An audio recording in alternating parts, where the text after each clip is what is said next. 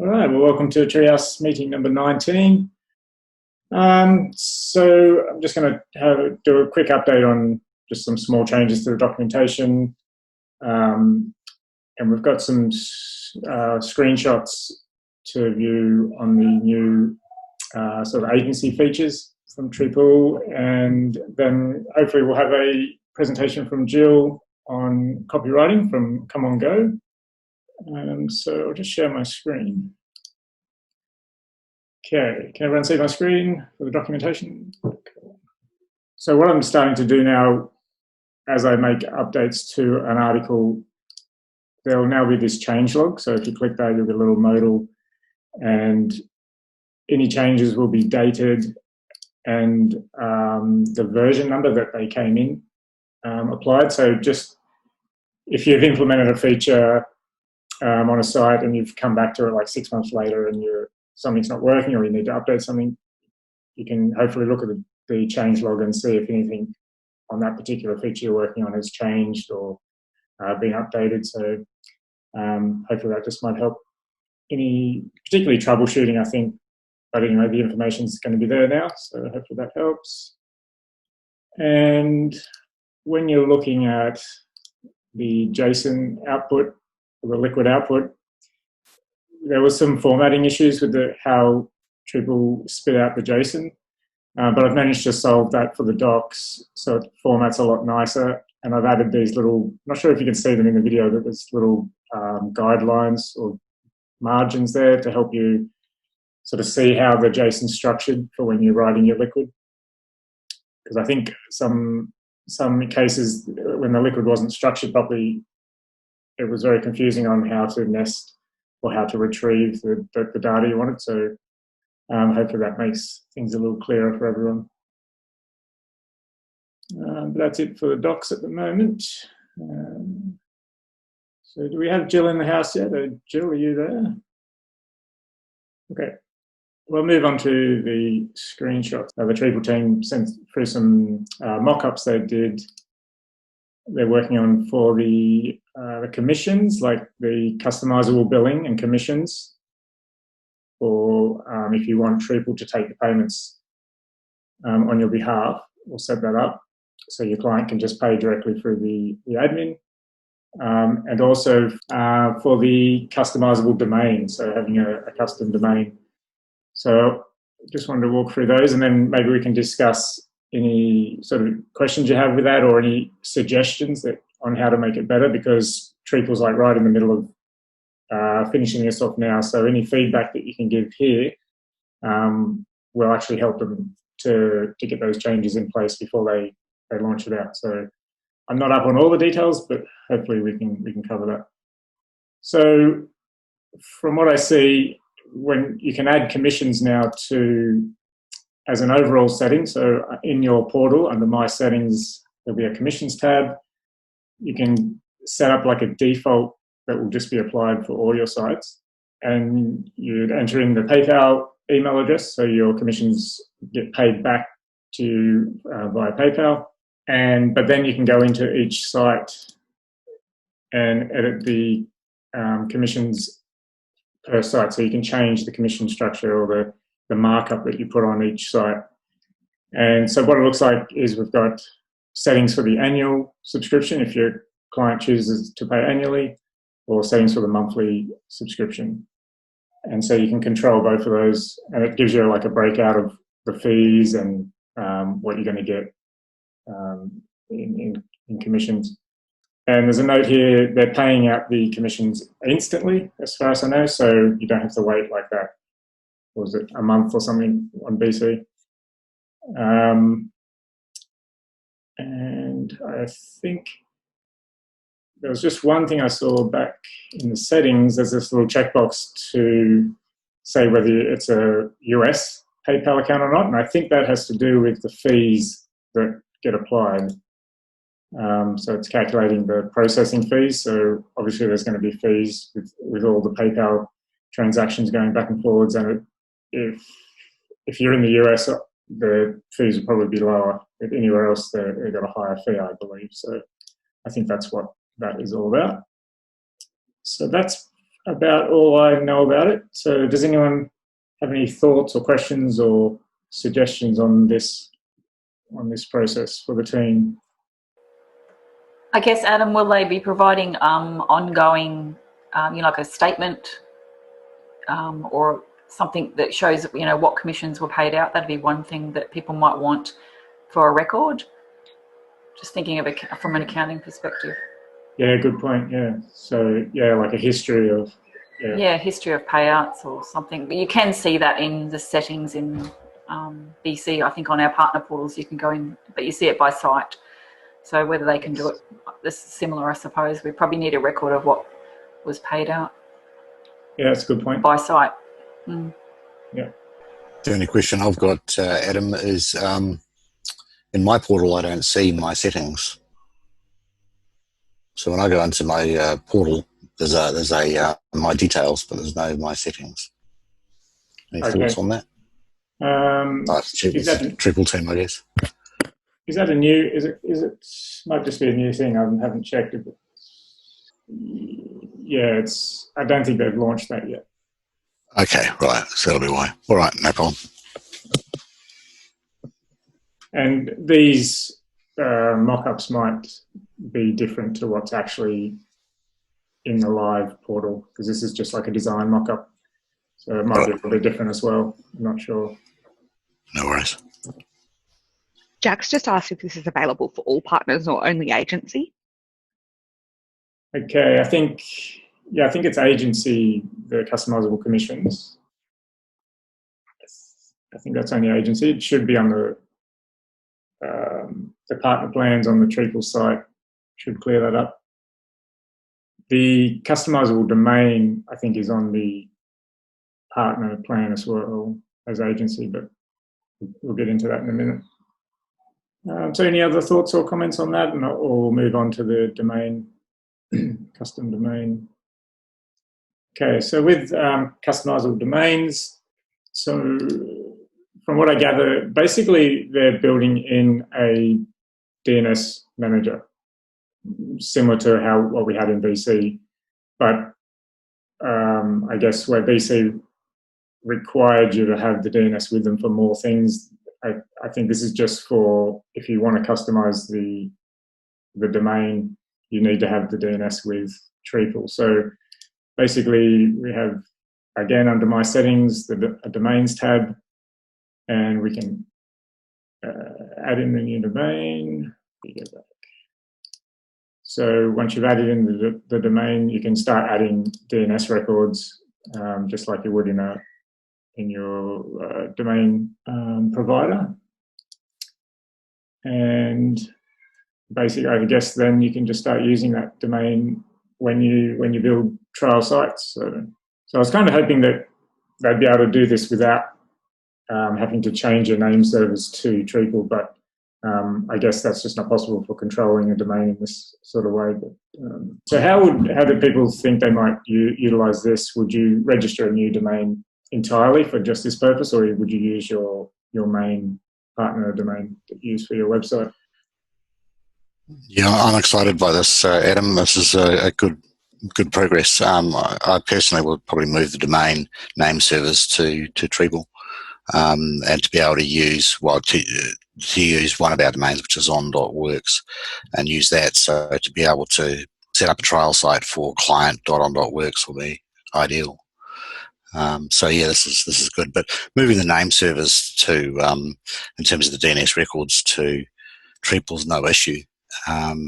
Certainly, I'll just update the name servers and then set up the MX records for Gmail and the portal here. So that's fine. It'll work a treat. I see no issues. Cool. I'm very excited about this update as well. We have this was similar to our BC setup where we have our company domain set up. So we use our company domain for DNS for all of our clients. We've always felt like that makes us look more professional, and we're really excited about this. Yeah, absolutely. Yeah, it is a good look, especially if you're white labeling and stuff like that. So now, is this feature available for agency only account? No, I believe in agency you get 3 customized domains, but then in the, what's it called, the partner level, the next one down, you get 1. So it is available for partners. Okay, if there's no more comments on this part, I might just jump back to the commission and custom billing. Does anyone want to sort of maybe just mention how they sort of set or would plan to set this up? Like how you go about billing customers? Do you just, what do you think's better, like getting the customer to pay direct and then you pay them, charge them for like a support plan, or how are people sort of working that? And yeah, Adam, this was a big thing for us in BC. And one of the things that I really liked about BC, there's 2 schools of thought regarding the billing model. I can understand why people would do it with billing the client directly themselves. There's some cash flow advantages to that, but the reason we found the BC billing the client such a good thing was twofold. Number one, and I guess it's quite nice, the fact that you've got a supplier that never actually bills you. You're only getting paid by them, which is a nice thing to have. So when you're collecting commissions, they pay the client, they pay the platform, the platform pay you. So it's quite nice. But the key reason was it allowed 2 things to happen. One is it put a direct relationship from a licensing point of view between the platform and the client. So at the end of the day, if there's an issue, then yes, I'm the guy that can help you with your site to resolve it on this platform if there's a problem, but ultimately it's not your responsibility. It's the platform. It separates that out, which is quite nice. But the other thing as well is it separates out the costs. So, we have a monthly pricing structure for general services, and then over and above that there's additional billings and various packages. Now, to justify that with a client can be difficult sometimes when it's wrapped up with their with their triple cost as well, because when they're sitting there saying, oh look, I can get WordPress for $5 a month or whatever, well sure, but just to separate that out as an isolated cost, so that's between you and the platform, they bill you, and then you're looking at a completely different picture when you're putting your quotes together in terms of the operating costs and what you're outlining to them, because it's not you they're paying for the other stuff. So I find it works really well. I'm pleased that this is going ahead. Yeah, some good points there, Andy. Yeah. From my perspective, since like I white label and I try and make everything under my brand, so I try and package up all the pricing under me. I don't want them going direct to like in BC or Treeple. But yeah, it's just interesting the different way people look at that and do it. And I think all those ways are quite valid, just depending on how you're setting up your business model. So Shannon's asked, do we know what name will be listed on the credit card receipts? Yeah, I'm not sure on that one, Shannon. I guess it's probably the same as what you'll see now for your partner billings, I would imagine. Hey, Adam, Ryan had a question. I think he texted me directly instead of the group here. Right. But he said, I have 40 plus live sites that have the default registrar name server set with all the DNS at their registrar. Does that mean I have to go to all 40 sites to change name servers and move the DNS records over to Treeple? And then my response was, no, this is just for your trial site. So instead of using trials.co and Treeple.co, you can brand it with your own. So unless I'm mistaken on that one, this is just for the trial sites, has nothing to do with the live sites, because those are going to be redelegated to their own. Or am I completely wrong? Thank you, Aaron. I appreciate it. Sorry, I didn't mean to send that to just you. It should have gone to everyone.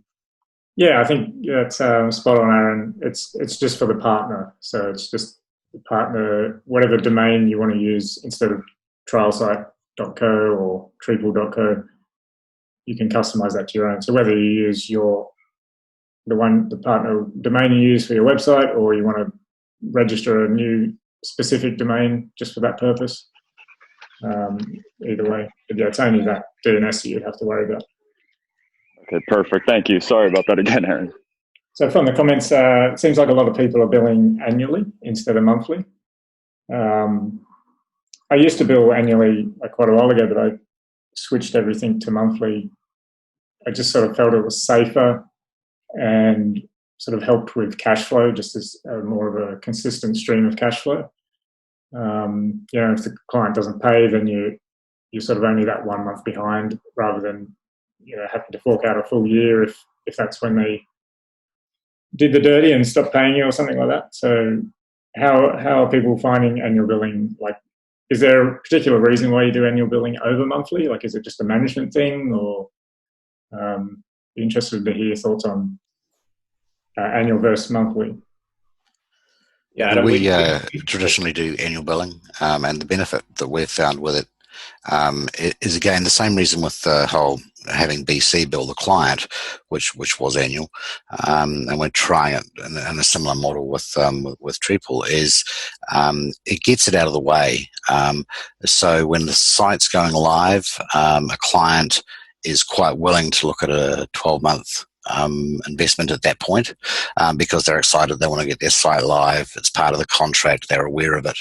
So it's quite easy to do that. When it gets to that renewal period, well, again, it's a billing coming in from Triple, in our case, because we'll have Triple bill the client. It puts that over the horizon because it's 12 months away, and it's a third party that's doing the billing. So I quite like that model, but we'll allow clients to flip that to monthly at that point if they want it. So that's again, it just gets that cost off the table in terms of quotation and so on. Yeah, good point. So Barry, you made a comment there about switching to monthly for billing. I believe that's possible. I think if you contact support, they should be able to switch you over to monthly. I don't see why not. I think it just requires a little bit of juggling in PayPal to cancel a subscription and start a new one or something like that, I think. So, yeah, so Peter says that shouldn't be a problem. Yeah, Shannon, like you say, you used to prefer billing annually, but it sort of smooths out cash flow. Yeah, that's sort of the main reason I do it, to switch to monthly. So I'll just stop sharing my screen. And I think, like, with the technology now, having recurring invoices and stuff like that is all possible, and I've found it was quite easy to set up. So I'm much preferring monthly at the moment. But, okay, so it looks like Jill, you're in the house now. Yeah, sorry guys, I got messed up with my times. Sorry, my bad. No problem. I had some stuff to talk about anyway, so that's all good. So we can probably leave that there. Hopefully that's some good feedback for the Triple team on the new features. And if you're ready to go, Jill, sure. Switch it over to you and take it from there. All right. Well, here, I'll share my screen here, and then I'll bring up my presentation. Everybody see can you see the Google presentation? No? Yeah. Or on screen in my browser? Yeah, we can. Okay, perfect. So I'll go to present here. Present, right here. All right. Well, thanks a lot, first off, Adam, for accepting to end the whole Triple community here, for accepting to let me chat to you. Let me share some of my knowledge as to how my approach on digital advertising and social media and also a lot of traditional advertising and marketing collateral design. So I've been working in branding and collateral design for well over 20 years, and first in the corporate side of things, and now doing it for myself, for my own business. I'm a graphic designer first, a branding expert, and then also we are experts in communications and public relations for our clients. So web for us is kind of like the add-on for our agency. But I'm noticing there's a lot of crossover in whatever you do. So if you're building websites, if you're building landing pages, whatever, doing advertising, digital advertising, trying to come up with those that copy and trying to come up with that clever way to convey that reward to the intended target, it becomes a challenge because we're saturated with advertising every day, everywhere we look. So how do you get through to your intended target? And I'm going to give you guys a couple of tricks that I've used and still use today to try to get through all that advertising that's out there and try to really shine compared to your competitors. Now this is part of a series that I typically do, where it's a whole creative strategy process. It's a 6-part series. This is series number 3, specific about copywriting, and copywriting when it comes to writing copy for your ads and how to come up with a proper headline. So just wanted to kind of preface that. If you do have questions, please don't hesitate to stop me as I go, and I'd be happy to take on those questions as we go. All right. So, all right, we'll get started. All right. How many in the group, just so that I get an idea, if you can even put it in, if you can kind of put it in the chat, that would be great. But how many in the groups are developers versus how many are creatives, see themselves as creatives first? So what I mean by creatives is, those graphic designers out there, those potential front-end some front-end development requires a lot of creativity. But I would more, if you're an uber creative, like graphic designer, versus a web totally developer, just so I can kind of get a feel. Let me load up the chat here. Front-end dev, creative first, creative. Oh, that's interesting. A lot of creatives here. Okay. Great. Well, I'm going to be looking then for a lot of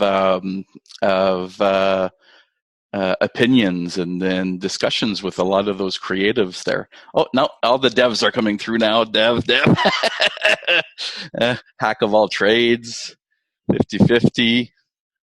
Yeah. That's great.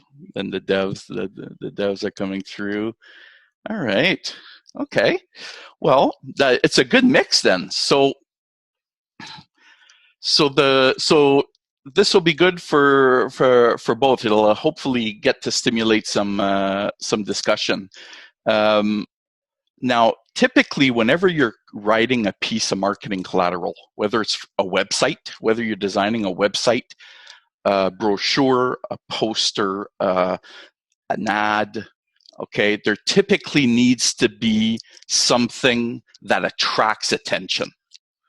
All right, and that is typically one of 2 things. Okay, it could be either the headline or the graphic or photo that's accompanying it, the headline. Too often, okay, what happens is that we tend to try to make both of those the star of the show. And we all know that there can't be 2 chefs in the kitchen. All right. There can only be one star, and then there could be a supporting actor, supporting actress that comes and plays that secondary role. And that needs to be clearly defined. All right. And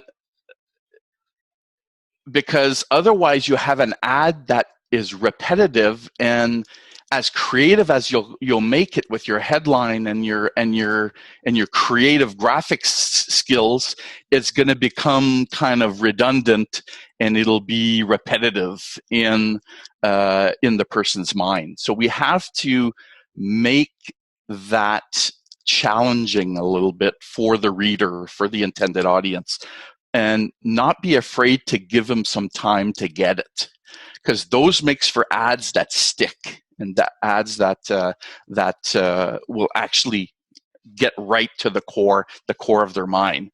First, let's talk about the headline. I've got this great ABC acronym of headline writing, and then what we'll do is we'll talk about copy when it comes to putting copy in the ads, and I'll show you some examples of traditional ads and how you can dissect ads to see how good they are using this other formula called the A.I.D.A formula, which is A.I.D.A. So we're going to cover both these formulas today.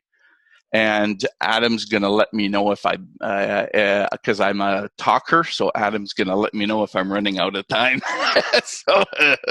and tell me to speed it up. All right, function of the headline. All right. It's as easy as ABC.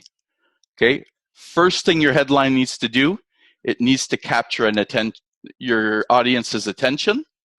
Okay. Second thing it needs to do that people don't always think of, it needs to communicate a benefit or a reward to your intended reader, or the actual target audience. And then the third thing, it needs to stimulate interest in a creative way. So it needs to be creative. So ABC, attention, benefit, creativity. All right. Jill, if I can just interrupt you quickly. Yeah. Are you showing a slide there? Because we can still see the first slide. Oh, yes, I am showing a slide there. Okay, sure. Is this showing up now? Yeah, that's it. Okay, that's why it was on the wrong screen. Thank you, Adam. All right, so functions of the headline. So yeah, so we're looking at attention, benefit, creative. Now, a lot of people when they're writing, all right, trying to come up with this headline, typically there would have been a brainstorming process before this, and there would have been even a creative, like a discovery done with the client on who their clientele is, psychographics, demographic profiling. So the steps before this third step would have included a full discovery, and then you would have also probably done some idea generation with your team. And once you have these ideas all flushed out, then you're able to take those and apply this formula to write these a really good headline. All right. Now, a lot of people, a lot of questions that I get is, well, when is it good to put a subheadline? A subtitle to something. Like I noticed some people put subtitles on things, some people don't. Typically, the subtitle comes into play when you cannot actually hit all of these. And it will happen that in some instances, you won't be able to hit all three in one, because your headline you should try to keep your headline to think about a phone number. I don't know if I use this example a lot, I'm aging myself maybe, but we used to, before smartphones, we used to remember everybody's phone number. I used to know everybody's phone number. You didn't have to dial the area code. You only had a 7-digit number, all right, to remember. And the human mind, actually, that's almost our limit for a lot of the human mind, is we can remember 7 things very, very clearly. So when they started adding those extra digits for us to remember for the phone numbers, that just went into chaos. But luckily the smartphone arrived and we started programming phone numbers in smartphone, right? So it's the same thing with your headline. Keep your words to a minimum. Try to stick as close to a maximum of 7 words, to a headline. If you can't hit all 3 attention, benefit, creativity in one, all right, that's when you can bring in your subheadline to hit what's missing. So often you'll be able to easily do attention and benefit, but you're probably like, oh yeah, but I can't get the creativity in there. Well, then that's when you could put the creativity in your subheadline, your subtitle, and move from there. That makes sense? So we talked about attention, making the right people read your ad. That's what the most important part of the headline is. And A is to capture that attention. So here's an example, the 40-year history of Bell helmets in 2.3 seconds. So you could see here, they came up with a really creative headline that speaks to the ad, the visuals that they added under it, and then the body copy that keeps going. Now, notice here, what I want you guys to notice here, there's something in the creative world, and the creatives will probably nod at this. There's something called design tension, all right, that shows up here. If you were to separate this headline from the actual photos, all right, both by themselves would not really make any sense. Like, you'd look at the pictures, you'd be okay, yeah, car crash. And then you'd look at the headline, 40-year history of helmets in 2.3 seconds, and you wouldn't necessarily know what that referred to, all right? That is not by chance. That is called design tension. The person who designed the ad here actually built in that tension, okay, so that it creates for a more interesting approach when you're reading the clever, then you see the cleverness within the headline, and then you move to the visual. And notice that the visual and the headline don't show the exact same thing. And that's a big problem today, is people are putting a headline and showing the exact same thing that it's saying in the headline. And that becomes real boring very fast, because people don't want to see that. So you want to try to create that tension between your visual and your headline. All right. The B, a benefit, communicate a benefit. What's in it for me? I'm a consumer. Okay, it needs, you need to answer that with them. Okay, I'm throwing these acronyms out here, but with them is it's from a sales course, sales acronym. WIIFM,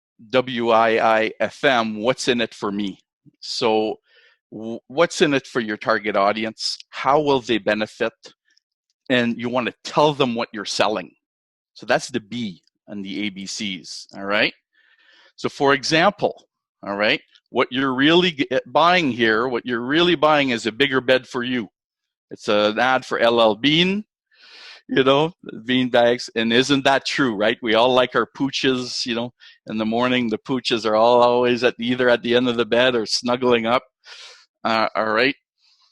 But what's interesting here, you have that tension again, that design tension. If you pull the ad away from the visual, you've got enough tension there that you wouldn't be able to make it out without one playing the star role here and the other one being the supporting actor. So the imagery here is the supporting actor. You've got the great, clever headline, all right, and it's all coming together. It's conveying a benefit, it's grabbing your attention, and it's actually creative. All right, any questions so far? So now we're going to the C. So creativity. This is where you really want to get creative in summarizing the message, what you're selling, basically summarizing what you're selling, but summarizing it in a creative way. You want to get them interested so that you're like luring them to want to know more about what you have to offer, your service, your product. All right. So for example, you've got here, this is an ad for Harley. So may all your encounters with the law start with the words, nice Harley. So, so basically, you've got really clever, the supporting role. Like now, again, there's enough tension there between both if you pull both away, and it does that great job to try to capture the person's attention, the target audience here, to want to read more on this particular product. Now, when we look at headlines, there's a lot of headline types out there. All right. There's what we call label headlines, direct benefit headlines, news headlines, factual, command style headlines, selective, provocative, challenge. These are just some of the really popular ones, and comparison style headlines. These are the ones that are all often most commonly used. All right. So when we look at a label headline, it's not everybody that can get away with this type of headline. It's got to be like Apple can get away with this because they can put their Apple and right away that it's an Apple product, or so it really identifies the product immediately. It probably doesn't say very much other than the product's name, and it's really about premium priced products or fashion. So here's an example of a label type headline. So, it's basically their brand. People know it's H&M, and then you've got the copy here, which is, speaks to the pullover. All right. Direct benefit headline. All right, quickly. It promises a benefit. Okay. Why to use it, answers the question, what's so good about that? All right. And you can also have, in this cases, what makes something very interesting. It's called a reverse benefit headline. So what it does is it takes this direct benefit and flips it on its head and says it implies how the consumer or target audience will be worse off without the service or without the product. All right.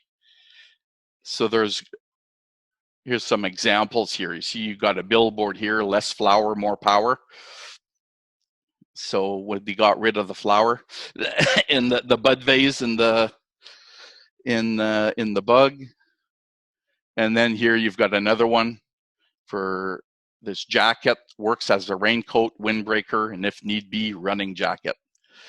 And it takes you a second, but then it gives the reader a second to kind of grasp of what they're reading here, and what they're seeing in the back end.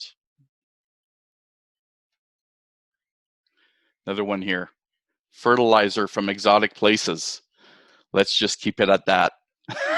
So again, it's direct benefit headline. All right. Oh, sorry I usually have a warning before this one for people who are a little bit wheezy with blood. But here's one here: if at first you don't succeed, we sell helmets. So it's, again, a little bit of gore here, but it's just really to kind of deliver how they push the envelope sometimes to try to deliver the message. Then you've got the news headline. Those we see all the time. Let me back up here. I went too quickly. So the news headline, we see these all the time. It announces typically something new or important. Often these headlines will start with the word now or new, or it'll have like that one wow word. Those are these news type headlines. So, for example, now you can talk to your in-laws for 200 minutes free. Wait, bad example. So again, for this cellular. So again, a news headline. Sorry for my cat lovers out there. We now carry baby piranha at the fish factory. So again, it's just a little clever with the headline and the and the actual visual in this case. Extra long hot dogs from Maple Leaf. So again, so it's, you know, they're here. What they've done, they went with what we call a bent visual. They've actually exaggerated the visual. So the visual here is playing the star role. Okay, you know how I talked about the star and the supporting role? If you look at the headline here, the headline is not that creative. Like in grand scheme of things, it's not like, it's basically a factual headline. It's a news headline. It's very factual. It says extra long hot dogs from Maple Leaf. It's very plain text. Okay, so it's playing the supporting role in this case. And the star role is the actual image, because that's what's going to capture your attention. You'll be like, I never seen a frying pan like that. And then it pulls you, it pulls you in, right? So the visual here is playing that star role, but they're not competing. This one's simple enough that the other one can play its part. The visual can play its part, and that's important. All right. Any questions so far? I'm talking, and am I talking too fast? Talking too slow? Good. I just noticed like there's a pretty big theme on humor. Is like humor is obviously a good part to these sort of ads and marketing. You know what? Humor, people, I bring in a lot of humor because social media, if anything, social media is built on humor. So when you start looking at applying some of these rules in a social media platform, humor can really help you go a long way, especially when you're trying to get factual information out and get it digested and with everything else that's around what's around them. But so humor does play a big role. It's just I did by chance to make this a little bit more captivating. I made sure to grab the most humorous examples I could find, just so that you can kind of really blatantly see it. You don't have to kind of wait too long to kind of get the concept, So that's why I opted for the more humorous. But absolutely, Adam, it's. There's definitely a bent towards humor here. Factual headline. So factual is just like it says. It presents a fact inside the actual headline. So presents the reader with either a piece of trivia or something specific, factual about the product. So, or the service or the whatever they're trying to communicate. Now, in this case, you can see here, every day fewer teenagers drink and drive. And they're talking about, then you've got the picture of the obituary notices, right? So it's kind of a strong message. They're trying to deliver what they're selling here is the message, right? There's nothing tangible. They're selling the message. It's a non-for-profit. And this same approach works for those non-tangible pieces as well. So whether you're selling a product, a service, or an idea, or an ideology. Here's one for a shampoo company here. So each year a woman spends as much as $600 on her hair. Whew, that's not much. They haven't met my girls. Unfortunately, she only spends $26 a year on her shampoo. So they're trying basically here using factual headline to say,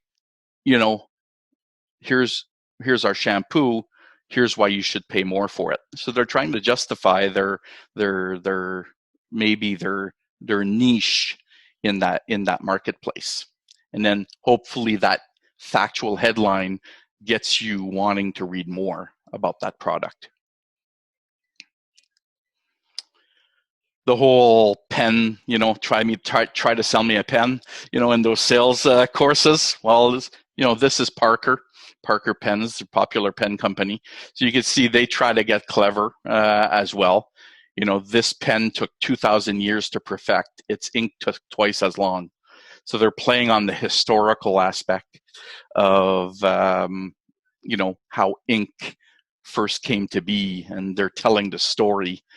So they've built some tension between this plain image of the pen that they're trying to sell, and then a lot of tension with this headline, this clever headline that is conveying the benefit. That's creative. It's creative, and then it's grabs people's attention. Then you've got the challenging headline. That's about, really pushing the reader to want to read further into your message. All right. Often a question. All right. Often you're asking a question, you're wanting that mental reply from your target audience. So, for instance, another Bell Helmet ad here. Does your kid have $100 feet and a $10 head? So, here you've got a nice plain visual. All right. But the star roll, you've got the headline playing the star roll here. Dove ads, they've really come around as well. Do you really need the alkalinity of a household cleaner to wash your face? So this is really factual. You could tell they've built it into the whole ad. So they're actually showing pH balance of all these different soaps that, without showing the other brands, you can, it's funny, they were clever here. Without showing the other brands, you can guess, without having a logo of the other brands on the soap, you can actually guess what soap it is just by looking at the picture. Pardon me. And then they compare it to a bottle of water, the pH into a bottle of water. All right, so they're playing that against each other there. This is funny. This is for a classified section of a newspaper here in the Greater Toronto area. So they were trying to beef up their classifieds. There are people buying classified ads into their paper, because we all know newspapers are not as popular as they used to be, with everything going online. So it's kind of clever here. I think nobody will buy your furniture. Why not? You did. So they're trying to play with a little bit of humor there. Then you've got your command headline. That's you're going straight up here. You're ordering your target audience to do something in relation to the product.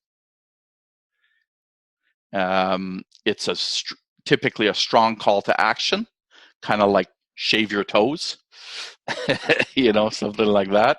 So it's very strong call to action, commanding style, and again, you've got the design tension between the visual and the actual headline. So if you were to pull those apart. Another one for Schwinn bicycles here. Read poetry, make peace with all except the motor car. So Schwinns are red, Schwinns are blue, Schwinns are light and agile too. Cars suck, the end. So, they're getting clever here with their copy, and trying to lead the reader to that copy. Here's another one here. Defied the law of gravity. After all, they were invented by a man. So again, this is for Nike. Who knew Nike actually sells lingerie? So this is an ad for one of their lingerie lines. Then you've got the selective headline. All right, that contains the name of a group or a part of your target in the actual headline. You're actually speaking to a segment of your target right in there. All right, and it too often contains a strong call to action. So for instance, shock like a man, read it, club it, drag it home. So again, it's for a magazine, cargo magazine. Here's one here. Until you've been at the mall. Now this, we'll talk about this. It's a long headline, but you'll see what they did here. It's quite clever. Until you've been at the mall on the day after Christmas with a potty trainer in a snowsuit who just supersized it, you just wouldn't understand. You wouldn't understand. So, so again, it's an ad for diapers. All right. And it's it's a plain visual. Really, the ad's playing the star role here. But a lot of people often ask me, well, wow, isn't that just way too long of a headline? And the answer is yes. When you're reading the whole headline, it's definitely way more than those 7 words. All right. But notice what the designer did here. He bolded them all, potty trainer, supersized it. So he bolded 1, 2, 3, 4, 5, 6. Okay. So you could typically read, if anything, somebody who's looking at this sees the diaper. It's a diaper ad and reads them all, potty trainer, supersized it. You're getting it. It takes a little bit of a minute, but they'll get it. They'll get it, right? So the designer here actually used that to his benefit. The fact that he had what he needed to convey the message within this longer headline. Provocative headline. Okay, those are all about piquing people's curiosity, okay? And usually it'll do that by peeking at what it does or does not say. So you're trying to play a little bit with the person's mind, and it provokes a need to the target audience to want to know more. So, for instance, 2 ballet dancers die. What a better reason to attend? Romeo and Juliet. So again, they're being a little bit clever here, right? And there's enough tension between. Here's another one here. Warning: may seriously improve your game. So for this running shoe company, so very plain visual. Then we've got the comparison headline, very popular. You see a lot of these types of headlines around. It's basically comparing your product to something else, either using metaphors, similes, or analogies. What's coming about now, what we're seeing more and more of is we're seeing some more amateur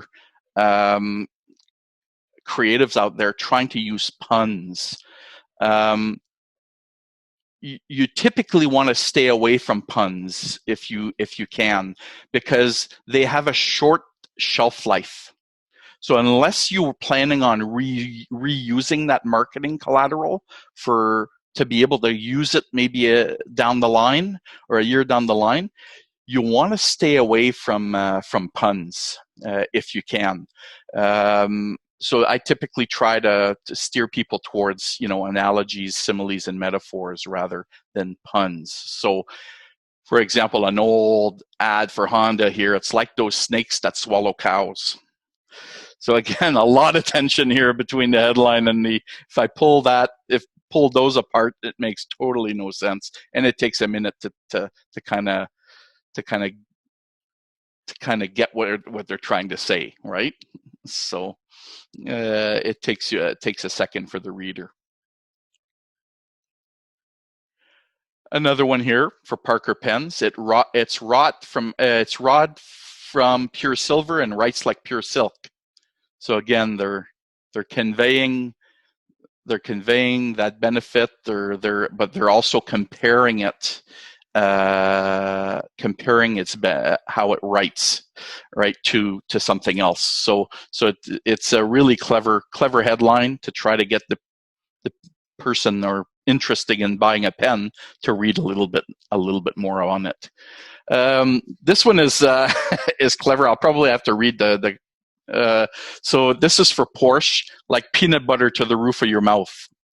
So this one took me a while, but it's isn't it true when you're driving in you got this nice roads and you've got this sports car and you're trying to bank that curve, without letting go of the accelerator, and and it's like you're just kind of holding on, like the tongue at the roof of your mouth, and you're just like, yeah, you just want to be able to let it go after the end of the corner. Well, basically, very clever here what the agency for Porsche tried to do here for their target audience. So it's trying to make the commute to work a little bit funner.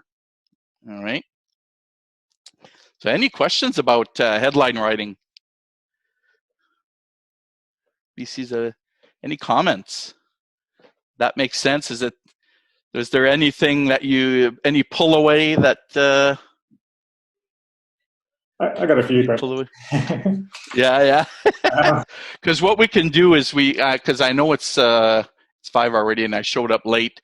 What I can do is I could probably, if you guys are interested, I could probably do the body copy one at another Treehouse event if you want, Adam. Not to keep because I'm trying to see how many slides I have left. Yeah, that might be a good idea. I think some people have got they're going to, so we're losing a few now. Yeah. So, at least I'm not keeping people for too long. But if you can gauge if they thought it was interesting to have, if they thought the headline piece was interesting, I don't mind coming back doing the body copy, the A.I.D.A formula.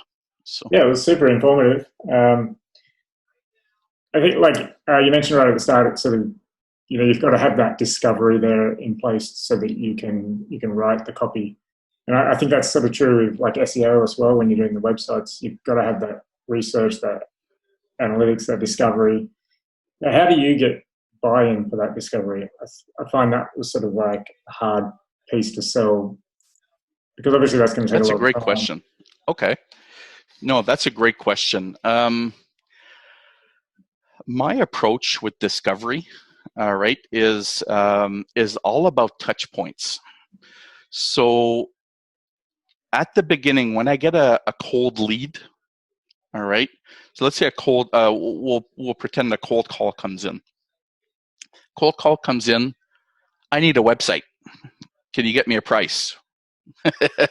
It's like, oh, hi, how's it going? Then it's so you start that conversation. It's what kind of business are you in? And you're already, without knowing, you're already starting that first discovery meeting. But the key is you got to keep it to 5 minutes maximum. And the goal of that first meeting is to book another meeting. So it's all about touch points to build trust, because you're not going to sell them on the discovery on that call. It's not going to happen unless you're like a genius, like at like getting through it, and you won't be able to do it in five minutes. Because the idea is you got to keep it short. You got to say, hey, even if you have to kind of fake it till you make it, hey, I got to get to another meeting, but hey, let's book. What's your next week look like? And try to book the following week. Don't book the same week. Book the following week. It sets the stage for your value and that mutual respect between you and the client, and you're respecting their time and they're respecting yours. And then you book that next meeting. Now that next meeting might be 20 minutes, all right, in meeting 2, or it might be 20 minutes or max half an hour. And that's where you're going to meet with them. Maybe pre-COVID, you would have gone for a coffee maybe at a coffee shop, and then you would have basically talked to them about your process that your clients just love. And that process is called discovery. And then you talk about that discovery. Typically, this is what I do with all of my clients. And then I go do the arguments. I can't just give you a price. You want a website, I can't just give you a price like this. There's too many variables that come into play. Plus, I need to know your business. I need to know your business inside and out, just like you know it. All right? So unless they come out and say in that meeting that they have a fresh business plan that they've developed, and trust me, you'll never you'll never meet somebody who's got a fresh business plan ready. Is very rare. Very rare. But unless they have a full fresh marketing and business plan ready to give to you that'll have all those nuggets of information, they are a candidate for discovery. And that's when I go through the process, series of 4 to 6 meetings max, 4 core meetings. Discovery, I want to learn everything about your business, your pain points, your challenges. What are you using? All of the technology you're using. How are you using it? All that kind of stuff. Discovery meeting. So once I signed them, typically on that first meeting, I built up enough. That second meeting, I built up enough trust that sometimes I can get them to sign right there. I bill for my discovery. It's $2,500 for my discovery that I bill, Canadian. And typically, I don't have a problem getting them to sign there. It might go to that third meeting where I show up ready to do that first discovery meeting about their business and then get them to sign there. But very rarely. Usually at that second meeting, I've sold them on the process in that 20 minutes to half an hour. Second meeting, discovery meeting, all about the customer. And the key thing here, again, is touch points, right? Meeting number 1 is week 1. Make sure that no matter what, at the hour mark, that's it. Gotta go. If we are not done, that's another meeting. We need to book another meeting. All right? And then typically, though, you'll cover everything that you need to cover in that hour. And then meeting number 2 is the customer. It's all about the customer. That's where I build the personas. What is your client segment? What does your target audience look like? Who does your ideal target look like? What do they eat, drink, sleep, read? Everything. I go through everything. Because think about it. Somebody who reads Oprah magazine, it says something a little different about you than if you read The Economist. There's 2 different personas there of people. So you want to know psychographic profiling, you want to know demographic profiling, and you want to build those ideal targets for the client. And that's hard for a client, because the client, what is he going to tell you? Oh, everybody's my client. That's what they tell you. They're like, oh yeah, no, I go after everybody. I want everybody. Well, they don't realize that that's not how it works. You have a clientele, you have a target audience that's interested in your service and your product, and that's that education component that you bring them in meeting number 2. Again, 1 hour, cut it off.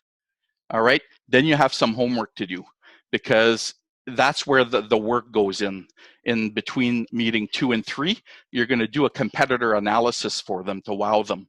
So that's where I go on like SEMrush, Moz. I use all of these really fancy softwares, and I go and grab some really nuggets of information that I can show them. Hey, here's what your competitors are doing. Here's what so-and-so is doing. And then I bring out all of this stuff for that third meeting. All right. And that third meeting, we talk about their competitors. All right. Their physical ones. And then one of the things that they won't be, that they're often not aware of, is their online competitors. They think that they're 2 of the same. They're not. Your physical competitors and online competitors can be totally different.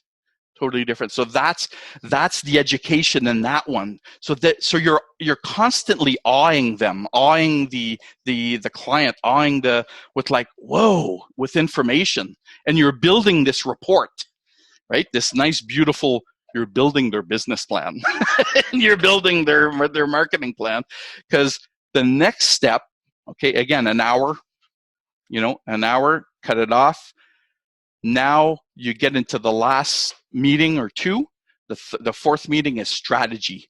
That I usually give about an hour and a half to 2 hours, because that sometimes we can get into chatting a little bit more. But strategy, I develop a SWOT analysis with them. a lot of people are like, whoa, what's that? What's a SWOT? So we explain, we go through that, and that's hard for a lot of people to identify weaknesses that they have versus their competitors. They're more quick to identify threats, which is the outside influence. So you've got internal and external. So you've got your strengths and weaknesses, internal, opportunities and threats, which is external. So basically we build that SWOT analysis for them, and then we talk about strategies for their site and what they might be looking for. And that's your meeting 4. And usually by that time, you have everything you need from all the meetings to put a awesome proposal together. Now, the proposal is a combination of this beautiful report, business plan, marketing plan, online business for their online business, and it includes the website build. Now, that website build that had you know, give me a price for my website, you know, they would have gawked at when you told them $2,500 for their 5-page site. All of a sudden, that proposal is 12 grand when you're presenting it to them. But you're going to be afraid at first, but trust me, you've built for 4 weeks that trust with the client. The client sees what you can do. The client sees your knowledge, sees what you have to bring to the table. So what he would have gawked at $2,500, $3 grand, had you answered his price, what's the price for a website on the call number 1, has now become a 10K plus project at the end of 5 weeks. So yes, the sales cycle is a lot longer. All my sales cycles are quite long because I have got these meetings, and so my sales cycle is a lot longer, but the deals are a lot better, and they're a lot more, and you develop a long-term partnership with your clients, because they're not going to leave you after spending all that time with you. Like, you guys have a bond. You have a bond with your clients. You're like, you know them inside and out. You can bring them so much more value. And that's just my trick. A long-winded answer to your question, Adam, of how I do discovery. Yeah, no, that's awesome. I mean, I really love the idea of like that discovery and going through all that process. I think when you're like a small agency or one-man show, it's so hard to do that. Like, it's so tedious, so draining and tedious. You just want, a client comes along and you think, oh, they're pretty keen, I just want to give them a price and do the website so I get them, rather than, but yeah, if you do take the time to go into that process, you can make it so much better and charge a lot more.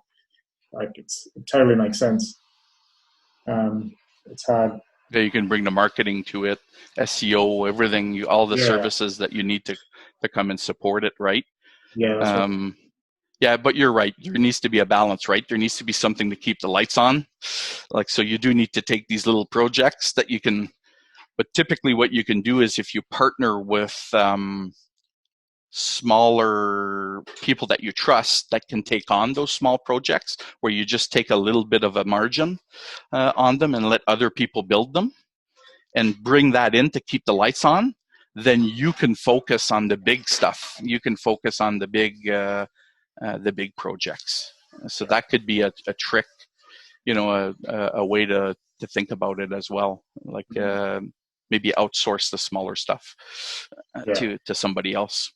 And then, yeah, and I think it helps you sell the later jobs and later ideas as well. Because I had one client where they just kind of came to me to do some creative work and, like, you know, in getting leads in social media and stuff like that. And I thought, okay, well, here's a chance to be creative and do something a bit different, you know, try and get some interest in their business. And you're just presenting that super creative idea straight off the bat, and they reject it because they're not ready for it. They're not prepped. They're not primed so if you do all that work and they build that rapport and that trust, they get it when you present something that's a bit out of the box, rather than being too scared to accept what you're trying to offer. So yeah. But yeah, it's like building that relationship first, like Yep. before slapping the ring on it, putting the ring, putting the ring on it, you know. Yeah. So, well, thanks. Yeah, no, thanks a lot, everybody, for allowing me to present this to you. This is something I was kind of. It's my first one. I'm kind of testing the stage to develop. Like I said, I had this 6-part series, and I'm actually looking to develop it as a course that I can deliver.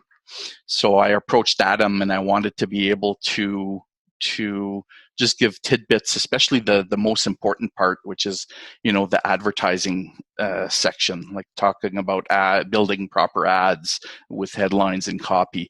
So that's what I wanted to really focus on. So yeah, I appreciate you, Adam, allowing me to do that presentation. And if in a couple of meetings you want me to do the body copy one, I'm more than happy to do it. So that's an interesting one as well.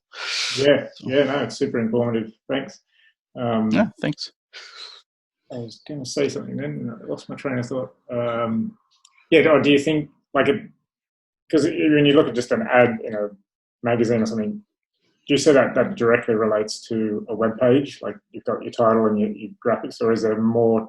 I mean, obviously there's more to a web page, but there is more to a web page because, but a lot of the same principles apply. So, everybody here probably worked with heat maps, where you're looking at how the eye tracks across a page, across a web page, and you're trying to see where the eye tracks based on the design of that web page.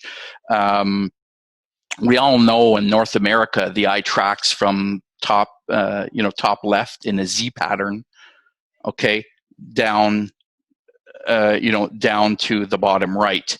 That's typically for paper, all right, for marketing collateral, like a poster or a newspaper. On the web, it can be a little bit different. It still tracks from top left to right, but then it doesn't finish the Z right away because you've got the scrolling, right?